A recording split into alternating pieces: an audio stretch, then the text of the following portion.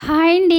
ఛత్తీస్‌గఢ్‌లో అయితే మేము ఎంగిలి పూల బతుకమ్మ సంబరాలైతే చాలా బాగా జరుపుకున్నాము. గత 3 సంవత్సరాలుగా నేనైతే బతుకమ్మనైతే ఇక్కడైతే స్టార్ట్ చేశాము. ఇంతకుముందు ఉన్న యూనిట్‌లలో అయితే ఒక్కసారి కూడా ఎయలేదనమాట.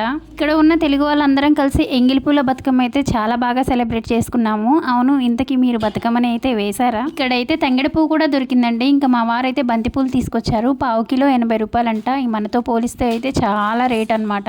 శనివారం తోటే మా పిల్లలకి ఎగ్జామ్స్ కూడా అయిపోయాయి. ఇంకా దసరా హాలిడేస్ కూడా స్టార్ట్ అయిపోయాయి. ఇక్కడైతే ఎంగిలి పూల బతుకమ్మనైతే కొంచెం మంది ఏమో చెట్టు కింద వేస్తామని చెప్పారు. కొంతమంది ఏమో నీళ్ళలో వదిలేస్తామని చెప్పారు. మేమైతే వాటర్లోనే వదిలేస్తాము.